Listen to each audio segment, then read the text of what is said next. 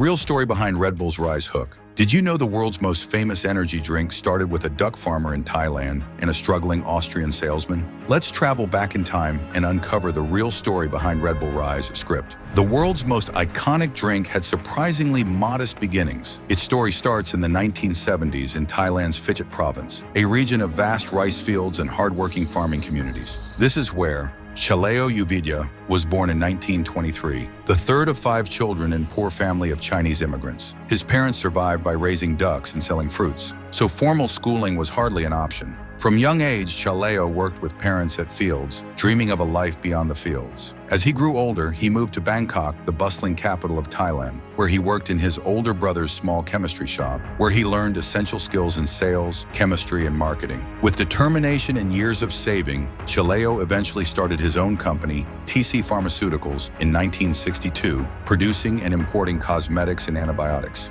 It was a modest success, but Chaleo had bigger ideas.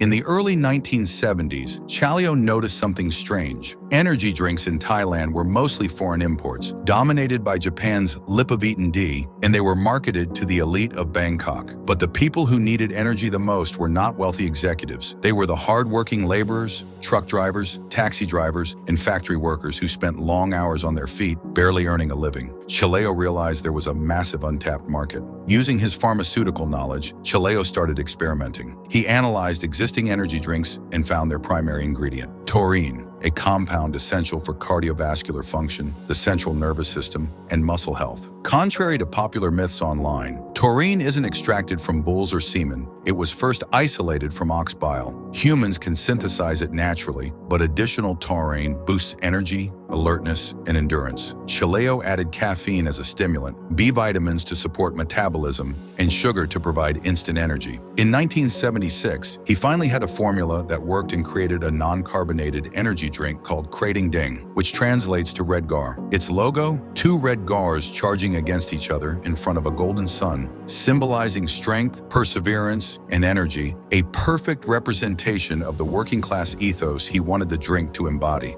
Marketing was Chaleo's secret weapon. Instead of competing with foreign imports in Bangkok, he focused on rural and provincial Thailand. He gave free samples to truck drivers, sponsored local Muay Thai boxing events, and gradually built the brand's reputation. Krating Daeng became Thailand's top energy drink, not just for its effectiveness, but for representing the perseverance and spirit of the working man. By the 1980s, it was a staple in Thailand's growing industrial economy. Meanwhile, in Austria, a young marketing executive named Dietrich Mateschitz, an Austrian marketing director, was struggling with his own career, born to schoolteacher parents. He worked in sales for shampoo and toothpaste companies, and it took him 10 years to finish his university marketing degree. In 1982, Mateschitz traveled to Thailand for business. Jet-lagged and exhausted, he bought a small brown bottle of Krating Daeng at a local pharmacy. The results were instantaneous. He felt revitalized and alert. He was hooked. 8 cans a day soon followed. This tiny, non-carbonated drink from Thailand sparked a billion-dollar idea. Mateschitz saw potential.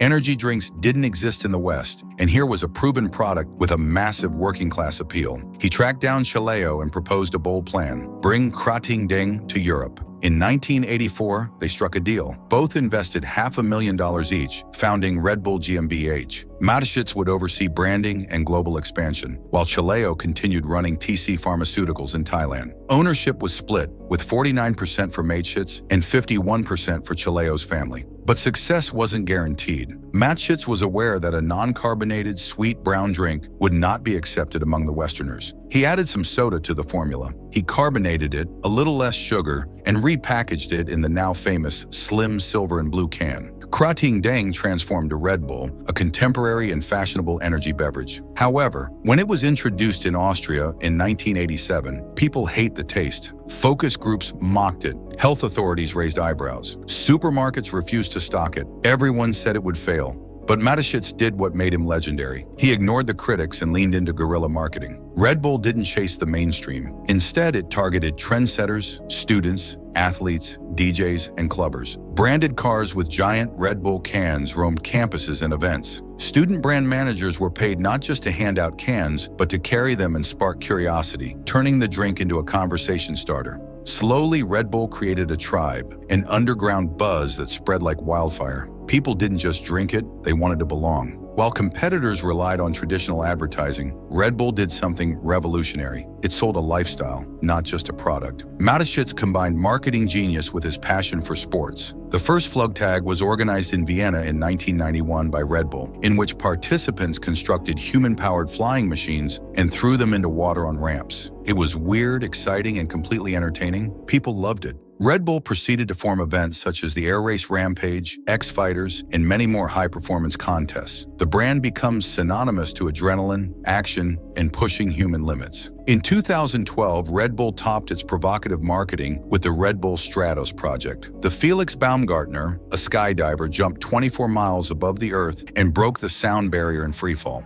More than 8 million individuals viewed the live stream, making it the most viewed live stream on YouTube at the time. It was both a record-breaking feat and bold marketing spectacle. It wasn't just publicity, it was the embodiment of the brand, risk, thrill, in achieving the impossible. Red Bull wasn't selling a drink anymore, it was selling an experience, and the world bought in. At this point, Red Bull was already a worldwide force. More than 12 billion cans were sold each year. The company was operating in more than 170 countries. It owned 2 Formula One teams, 1 ice hockey team, 5 football clubs, Red Bull Leipzig and Red Bull Salzburg, and even its own media house, the Red Bull Media Network. In 2011, they spent more than $2.1 billion in the marketing alone, and this is 84% of their gross profit, a breathtaking investment on brand immersion. Red Bull became symbol of energy, daring, and adventure. Even setbacks couldn't stop them. In 2013, Red Bull faced a lawsuit alleging its slogan, "Red Bull gives you wings," was misleading. The company ultimately settled for $13 million, and ironically, it only made the slogan more unforgettable.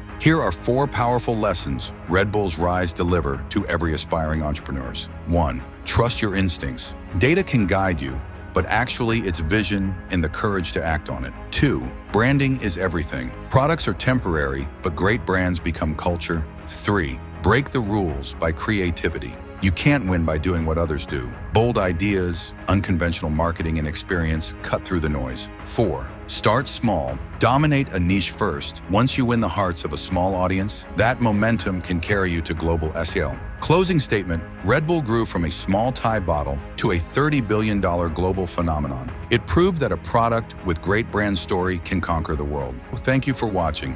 Don't forget to like, share, and subscribe for more content like this. See you in next video.